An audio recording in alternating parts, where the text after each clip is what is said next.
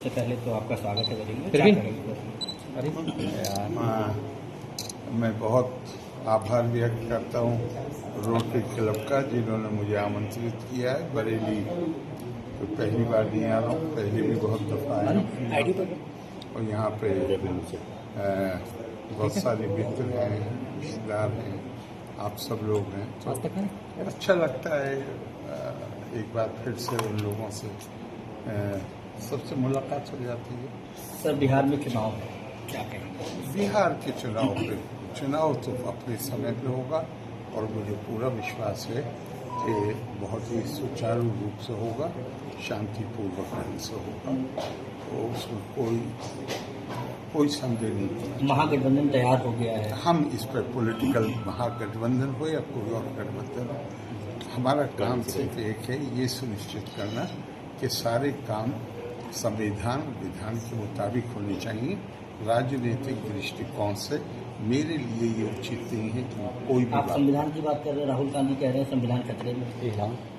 हर एक की, जब हम लोकतंत्र में हैं तो आपको अपनी राय रखने का अधिकार है। मैं तो राय रख ही नहीं रहा, मैं तो सिर्फ अपने दायित्व की बात कर रहा हूँ। नहीं सर, आप राज्यपाल हैं, क्या लगता है कि संविधान खतरे में है? जिस तरीके की बातें हो रही हैं, विपक्ष लगातार हमला बोल रहा है। फिर देखिए, किसी को भी अपनी राय कोई भी रखने का लोकतंत्र में अधिकार है। बात सिर्फ इतनी है कि हम, और मैं किसी एक नेता के या गठबंधन के बारे में नहीं कह रहा हूँ, बल्कि बात यह है कि हम जो भी काम करें वो उसमें मर्यादा का उल्लंघन नहीं होना चाहिए।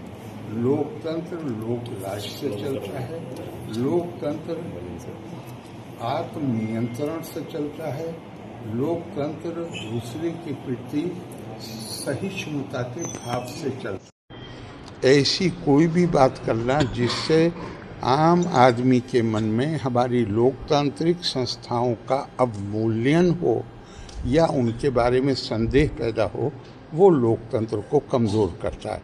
मैं तो सिर्फ एक राय, मतलब इसमें अपनी राय दे सकता हूँ, लेकिन मैं बात करूँगा केवल अपने दायित्व। जैसे मैं मिसाल के तौर पर आपसे कहता हूँ कि एक वकीलों का सम्मेलन था और बड़े बड़े वकील थे हमारे बिहार के, जो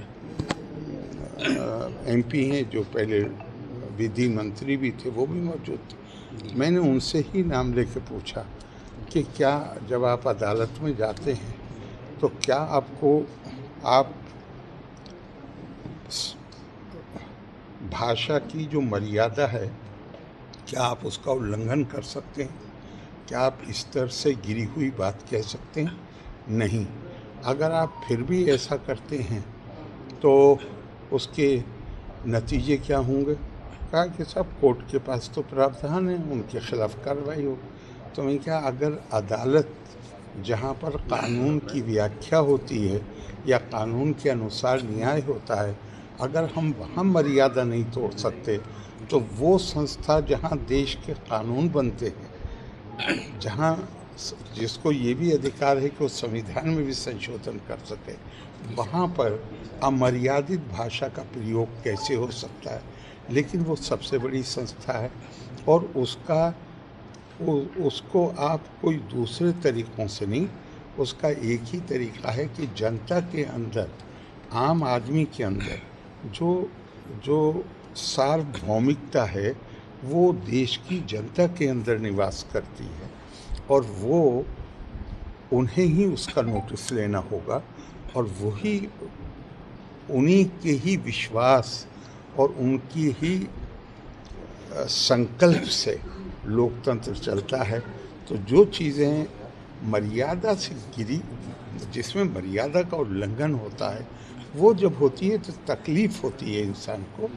और मैं तो यही कह सकता हूँ, जो मैं कह रहा हूँ लगातार, कि उसका नोटिस भारत के लोगों को लेना चाहिए। सर, जिस तरीके से वोट चोरी की बात की जा रही है, चुनाव आयोग पे सवाल उठ रहा है। सर, चुनाव आयोग पे सवाल उठाना सही है? नहीं, मैं इस पर बात नहीं करूँगा। लोकतंत्र में जो आज़ादी है वो आज़ादी है। आज़ादी का दुरुपयोग, सदुपयोग और दुरुपयोग, ये हर आदमी की अपनी मर्यादा की समझ पर निर्भर करता है। कि हमारी मर्यादा क्या है, हमें किस रेखा तक हम जा सकते हैं, क्या हम उस रेखा को पार कर सकते हैं, ये खुद फैसला करना है।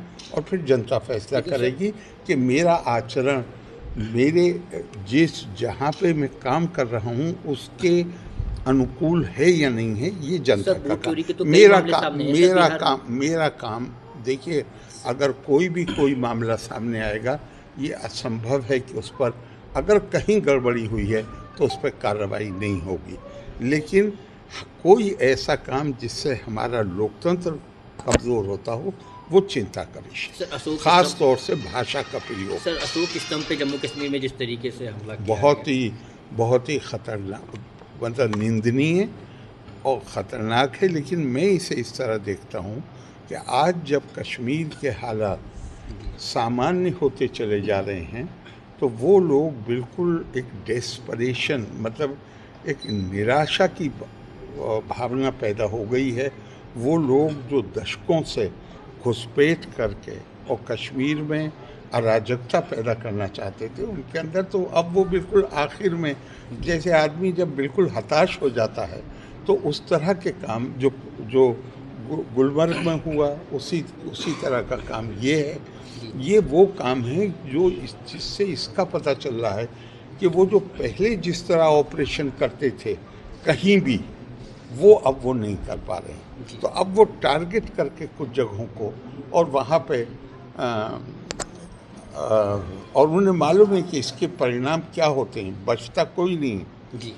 जो भी इन घटनाओं में हैं, अब वो बच कोई नहीं पा रहे हैं, अब वो आसानी से भाग भी नहीं पा रहे हैं। लेकिन इससे ये पता चलता है कि हम अपनी सतर्कता में किसी प्रकार भी कमी नहीं ला सकते।